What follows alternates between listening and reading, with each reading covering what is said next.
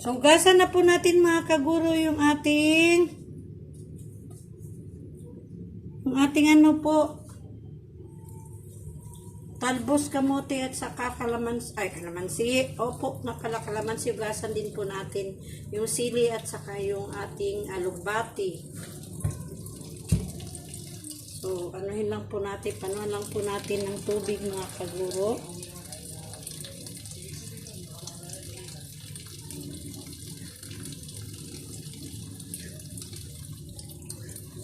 Medyo mahina po yung ating tubig mga kaguro, kaya matagal po. So, unahin lang po natin paghugas itong ating kalamansi.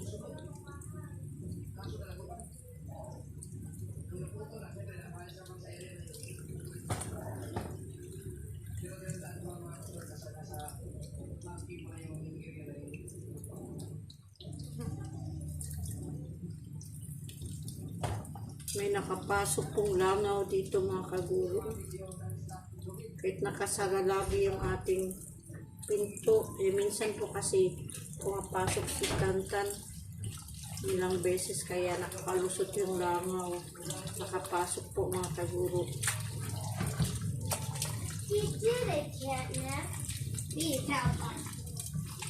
Dito si Tantan mga kaguro. Akitin naman niya yung ating bakaso na si Sisi. Lagi siya nag-play ni Sisi, yung aso namin po mga kaguro, no? Sweet Sue.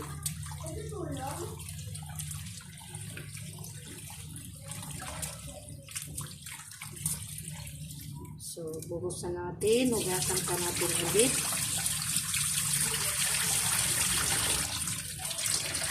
Kailangan hugasan siya ng mabuti mga kaguro. So, yan na po natin itong sili.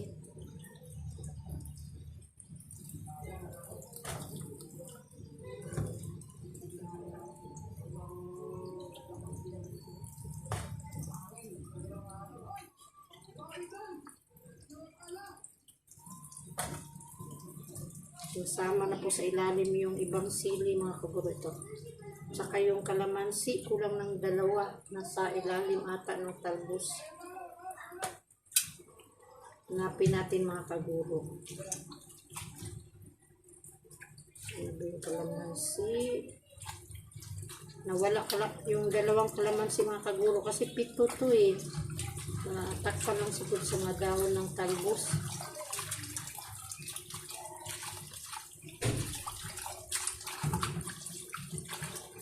Nanan, pakisara mo nga ako sa pinto dyan sa balcony sa taas, Nanan.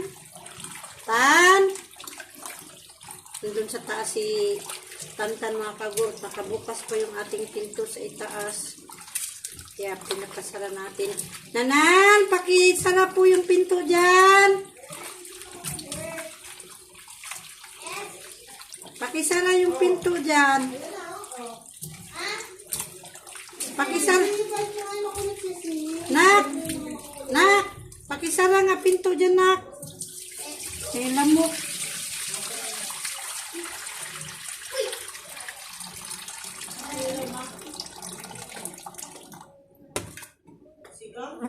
Sigang na isda. Yung gusto mo, isda na sa hasa. Sigang sa kalamansi. Sinigang? Sinigang mamo? Sinigang?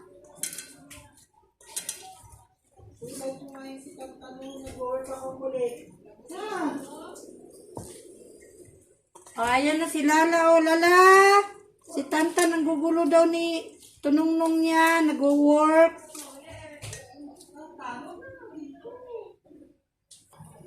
So, naghugas po muna tayo ng kamay mga kaguro. Dahil pigain natin itong kalamansi.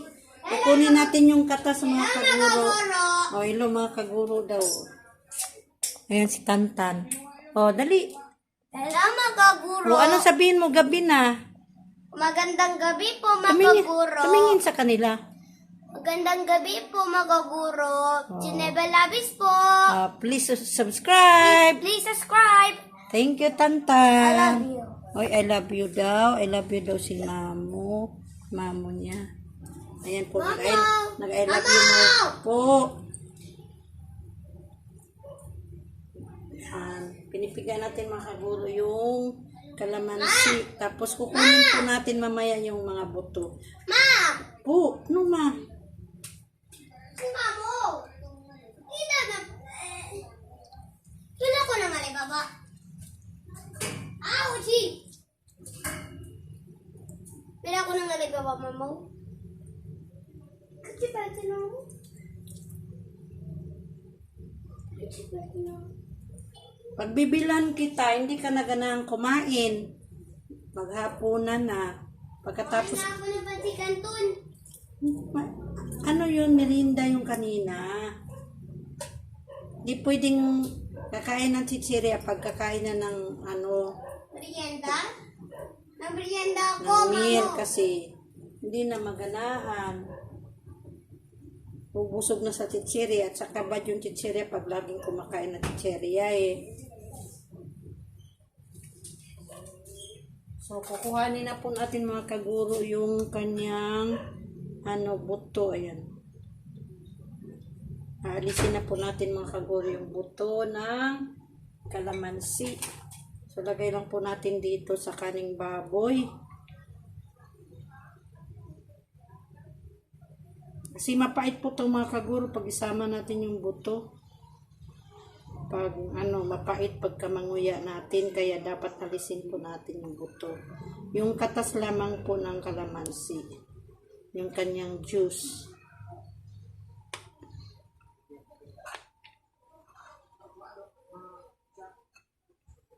Kumakain yung anak ko po mga kaguro kapag ganitong isda hasa-hasa tapos isigang sa kalamansi.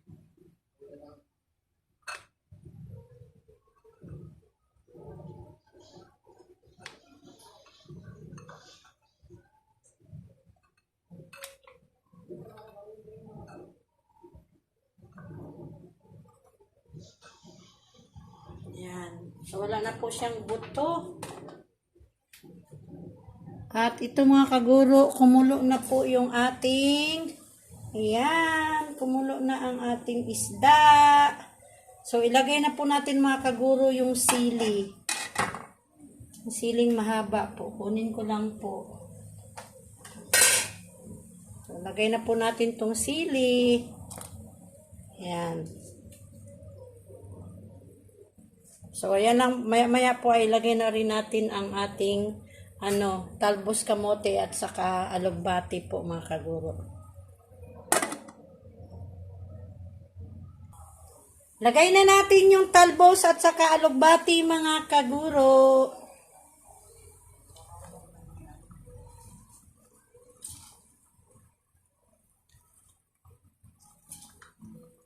Medyo marami po ito mga kaguro. Pero pagka na po siya, kukunti na lang.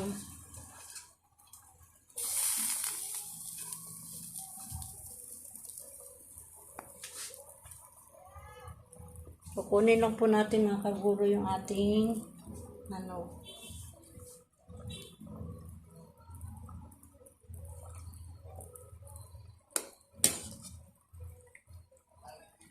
Ayan na ang ating hasa-hasa, ating isda mga kaguro. Excited na akong kumain mga kaguro. Pagka isda po talaga, hindi po talaga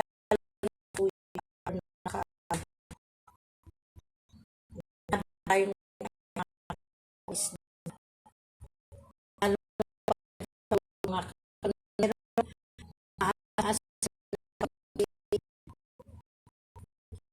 So, lagyan natin mga kalamansi, yung kalamansi juice para po sa atin.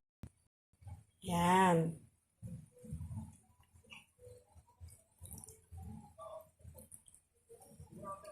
So, sabay ng so, lagyan natin siya ng kaunting sabaw mga kaguro, yung nilagyan natin ng juice para maano talaga yung katas niya. Yan.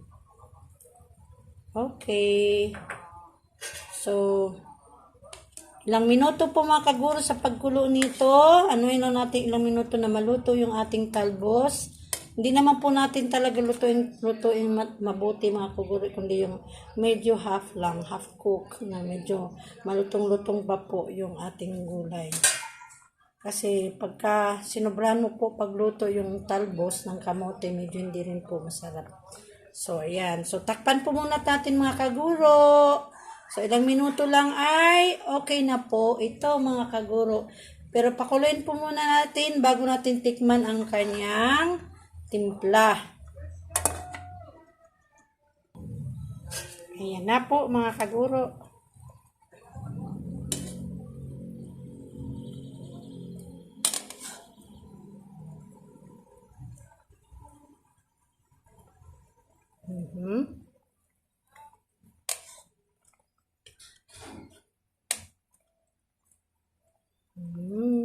Sarap.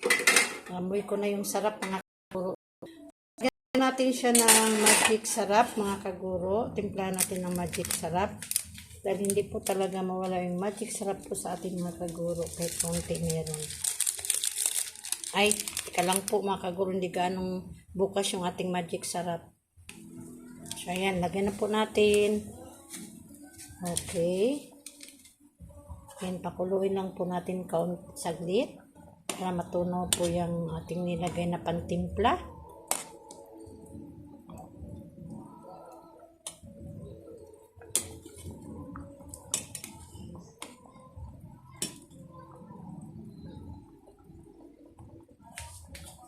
Ngayon po ay tikman natin mga kaguro kung tama na po ba yung kanyang alat or yung timpla. Pag kulang po ay dagdagan natin ng asin. Tikman natin mga kaguro. Sarap ng asim-asim. Kaunting ano na lang po. Ang sarap na ng asim niya. Tamang-tama lang po yung kanyang asim mga kaguro. So, konting asin pa po. Medyo matabang ng kaunti.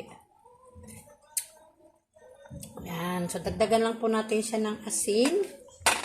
Asin na lamang po yung kanyang kulang.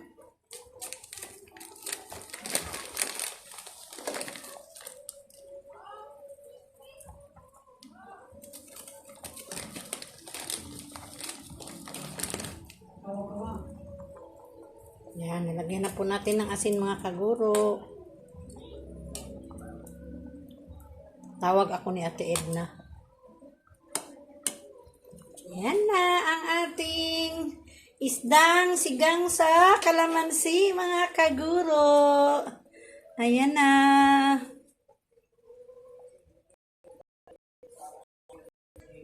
So, okay na po yan mga kaguro.